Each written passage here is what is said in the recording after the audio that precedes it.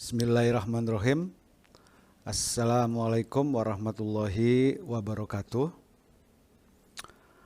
Pada kesempatan kali ini kita akan coba membahas materi protokol kesehatan. Jadi proteksi dari dalam agar tubuh menjadi tuan rumah yang buruk untuk berbagai penyakit. Protokol kesehatan yang kita kenal adalah protokol anti keterjangkitan, yaitu 3M. Pertama, menjaga jarak, memakai masker, dan mencuci tangan. Itu adalah proteksi dari luar. Kita akan coba bagaimana protokol kesehatan proteksi dari dalam. Jadi kita menjadi be a bad host of disease buat berbagai penyakit yang ada.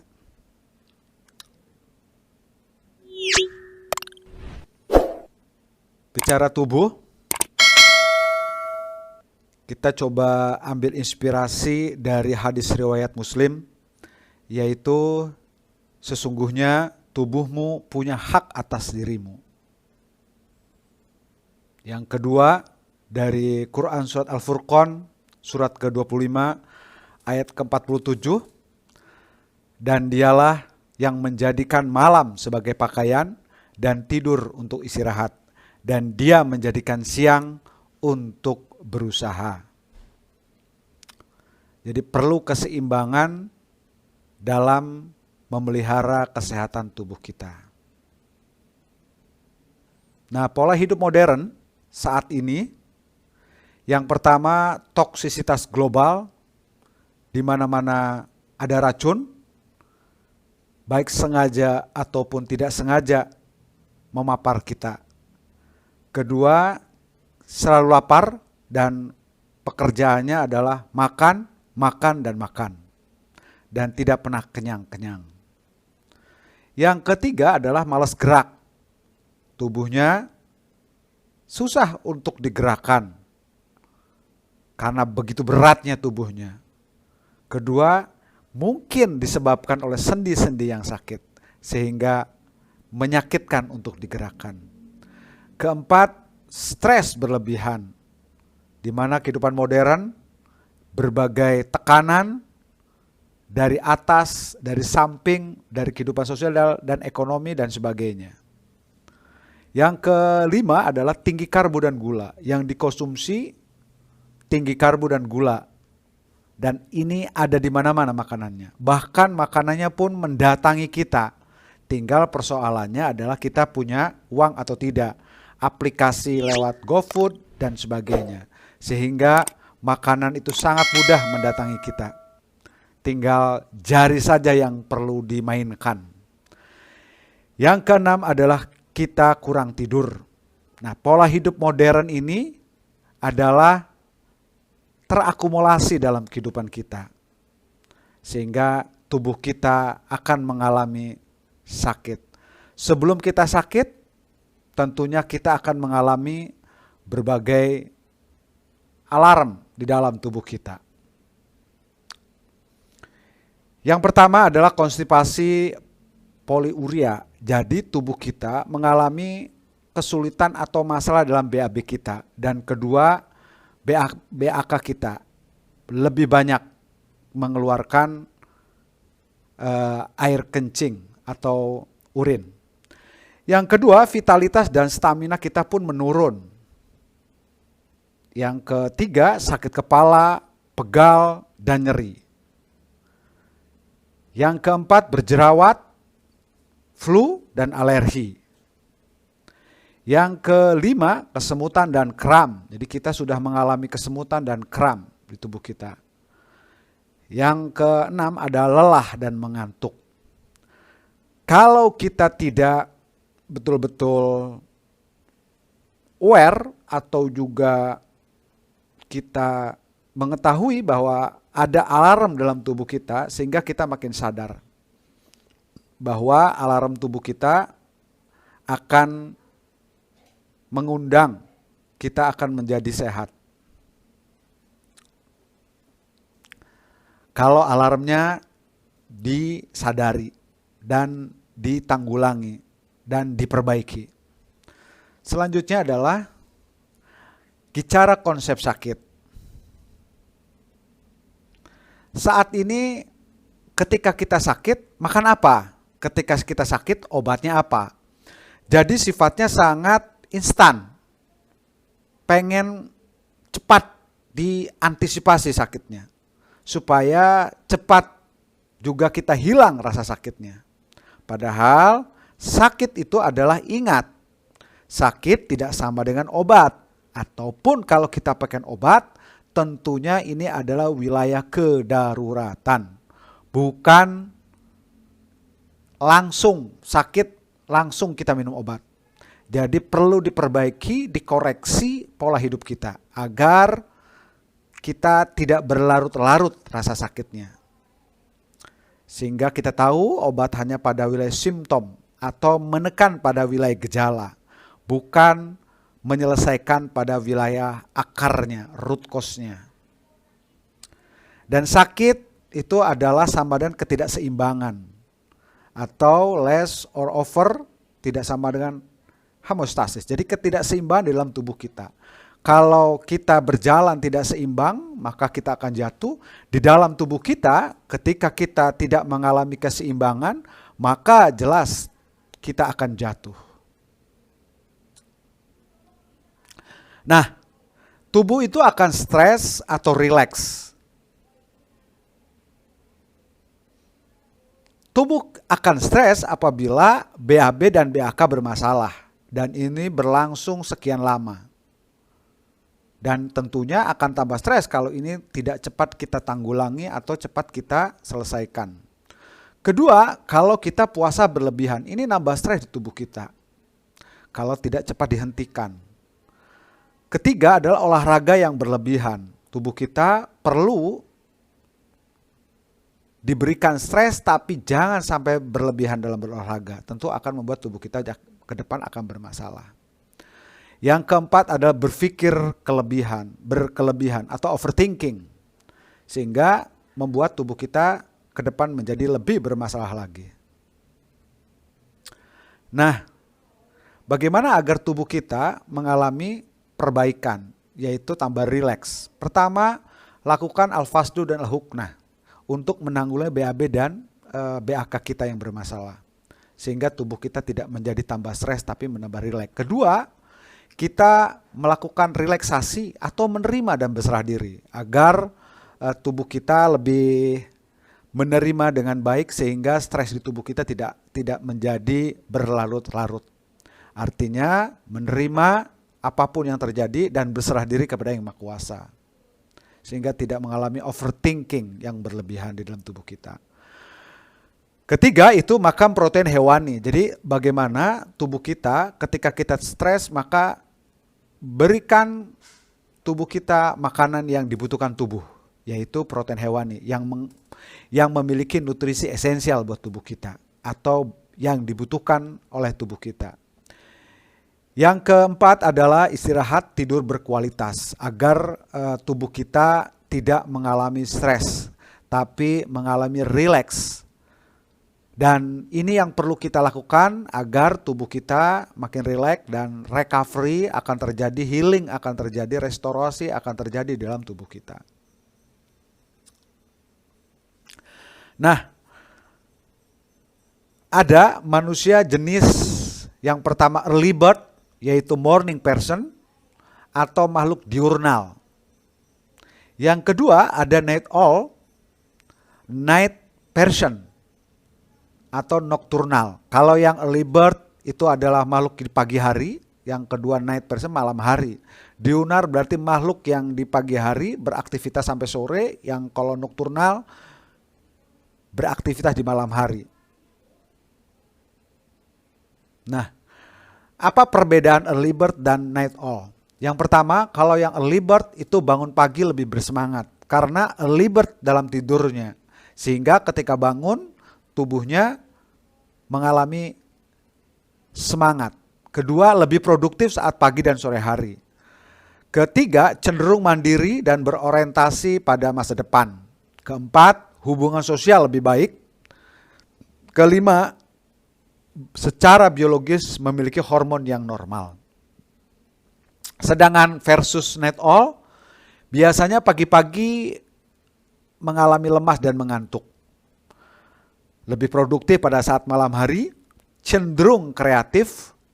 Yang keempat adalah kemampuan kognitif dan memori yang baik. Dan yang kelima adalah memiliki resiko diabetes dan obesitas yang tinggi. Jadi antara early bird dan night owl, kalau untuk urusan penyakit cenderung lebih memiliki resiko yang tinggi adalah orang-orang yang night owl. Sehingga ke depan ketika dia memiliki diabetes dan obesitas tentunya akan berakibat penyakit lanjutan, yaitu rentan mendapatkan penyakit-penyakit kayak stroke, gagal ginjal, cancer, terus juga jantung, dan yang lain-lain. Nah, tubuh manusia ini adalah tubuh merupakan kendaraan untuk menjalankan fungsi dan tujuan hidup manusia sebagai Khalifatullah dan sebagai Abdullah. Dan untuk itu kita harus melakukan lifestyle intervention, bukan medical intervention. Atau medical lifestyle intervention tentunya itu hanya untuk wilayah kedaruratan. Dan ini adalah jurnalnya bagaimana lifestyle intervention. Jadi ada dua pola dalam melakukan pemeliharaan di tubuh kita. Tentunya yang pertama adalah lifestyle intervention, perubahan pola hidup. Yang kedua adalah medical intervention, jadi medical lifestyle. Tubuh kita berharap ke depan kita harus jaga dengan baik agar kendaraannya terpelihara dengan baik dan kemudian makin mudah untuk kita jalankan, tidak mogok, tidak cepat rusak dan tidak cepat aus. Untuk itu maka perlu kita sebagai Khalifah fil ard dan Abdullah ini menjalankan ketika dalam keadaan tubuh yang sehat. Kalau ketika tubuh kita mengalami sakit karena ini kendaraan ataupun mogok ataupun bermasalah, tentunya fungsi dan tujuan kita sebagai manusia, sebagai Khalifah dan Abdullah itu tidak akan terrealisasi dengan baik. Jadi kita berharap lifestyle intervention ini kita lakukan.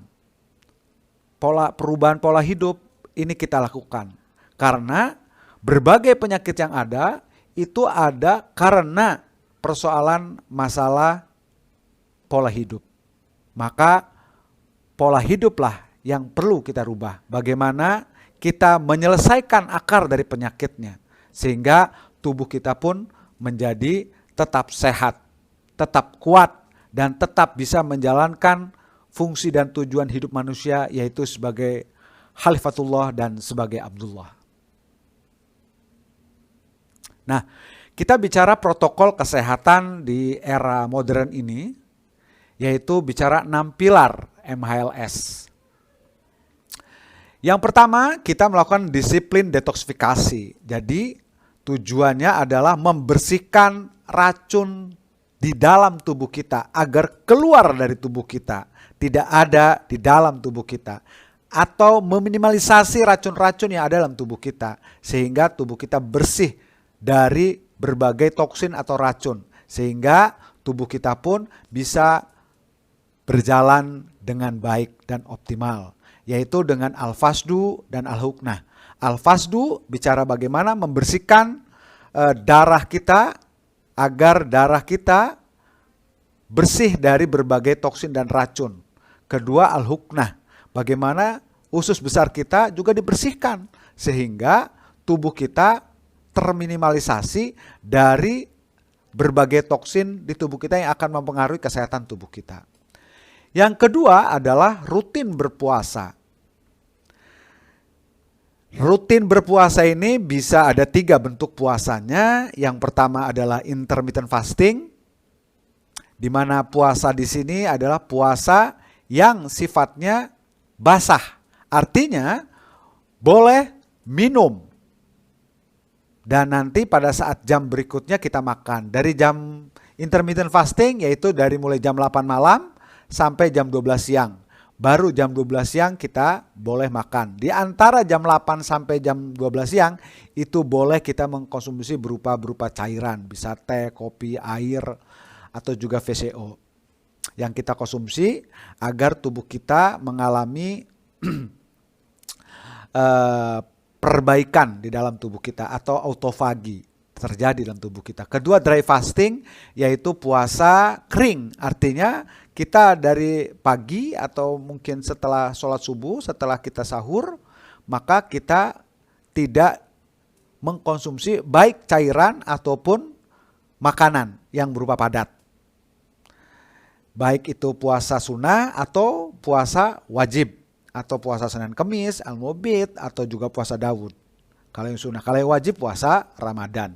Yang ketiga itu adalah water fasting, jadi puasa air. Yang ini juga dilaksanakan oleh Nabi, yaitu pernah Nabi sampai 3 hari tidak makan. Tapi beliau posisinya minum air. Intermittent fasting, dry fasting, dan water fasting itu adalah bentuk puasa. Kita boleh memilih mana yang akan kita pilih. Tentunya puasa juga kita harus perhitungkan baik-baik gimana tubuh kita. Nah, kita harapkan awali dengan intermittent fasting. Kalau tubuh sudah adaptif, tubuh kita, gula darah puasa kita sudah oke, di bawah 80 dan ketonnya di atas 0,5, maka boleh dilanjutkan dengan dry fasting. Minimal sebulan yang kita lakukan intermittent fasting. Lalu setelah kita sebulan, kemudian kita melakukan puasa dry fasting. Dan di akhir program kita berharap diberikan opsional pilihan untuk melakukan water fasting untuk mengetahui bagaimana tingkat kesehatan tubuh kita. Yang ketiga itu aktif bergerak dan berolahraga. Nah, ini bicara sinar matahari, banyak langkah, dan latihan angkat beban. Ini dalam upaya untuk tubuh kita mendapatkan vitamin D dari sinar matahari. Kedua, banyak langkah, bagaimana agar tubuh kita tidak malas bergerak, dan latihan angkat beban agar otot kita, tulang kita makin kuat. Karena ada permintaan tubuh kita. Karena normalnya usia di atas 30 tahun mengalami sarkopenia dan osteoporosis, artinya penggurusan massa otot dan pengeroposan tulang. Itu minimal setahun 1%, dan itu berlanjut sesuai dengan umur kita. Dan yang keempat adalah manajemen stres, yaitu dilakukan sabar, syukur, sederhana. Ini bicara intrapersonal, antara kita dengan kita. Cinta, memberi, memaafkan antara kita dengan orang lain. Dan berserah diri antara kita dengan Yang Maha Kuasa. Kelimanya, ketujuhnya ini dilatih tiap hari. Dilakukan tiap hari agar kita makin terlatih dan makin ahli dalam menerapkannya. Sabar, syukur, sederhana, cinta, memberi, memaafkan, serta berserah diri. Agar tubuh kita tidak mengalami eustress, tidak mengalami distress. Yang kelima yaitu halalan thayyiban, yaitu bagaimana memasukkan ke dalam tubuh kita adalah hal-hal yang baik buat tubuh kita. Selain juga halal, juga thayyib. Halal secara zatnya, yaitu tidak ada yang mengharamkan. Halal dalam artian cara perorangan membelinya. Dan thayyiban itu bergizi, dibutuhkan tubuh, nutrisi esensial dan sebagainya. Yaitu oksigen, air, dan protein hewani. Ini harus kita masukkan setiap hari dalam upaya untuk membantu recovery, healing, serta bagaimana makanan kita pun menjadi obat. Bukan obat yang menjadi makanan kita sehari-hari. Artinya tidak rutinitas. Kalaupun minum obat, kedaruratan. Yang keenam, tidur berkualitas. Yaitu dengan tidur di bawah pukul 10 malam, miring kanan, dan minimal 6 jam. Lebih bagus lagi itu tidur malam antara 7 sampai 8 jam. Nah, ini adalah protokol kesehatan. Apabila kita lakukan dengan baik, tentunya kesehatan tubuh kita akan mengalami perbaikan. Nah, protokol kesehatan penampilan MLS ini adalah sesuatu metode-metode yang eklektik, yang terbaik. terintegratif, artinya menyatu satu dengan yang lainnya dan holistik, tidak hanya pada wilayah satu ruang, satu fisik saja, tapi bagaimana juga berkaitan dengan psikologis juga. Artinya semua bisa kita capai dengan baik. Dan ingat bahwa MHLS, 6 pilar MHLS ini atau protokol kesehatan ini bukan sekedar diet seimbang. Jadi bukan hanya bicara pola makan, tetapi melainkan intervensi pola hidup seimbang 24 jam. Karena kita hidup di 24 jam. Nah, harapannya 24 jam ini berjalan dengan baik dan optimal. Sehingga tubuh kita menjadi salam, sehat, langsing, awet muda. Atau salam. Tubuh kita ketika mengalami salam berarti tubuh kita mengalami ketenangan. Tidak was-was, tidak khawatir akan terserang berbagai penyakit. Dan insya Allah dengan menerapkan protokol kesehatan 6 pilar, tubuh kita akan menjadi sehat, langsing, dan awet muda. Demikian presentasi dari saya. Terima kasih atas segala perhatian. Bila taufiq wal hidayah. Wassalamualaikum warahmatullahi wabarakatuh.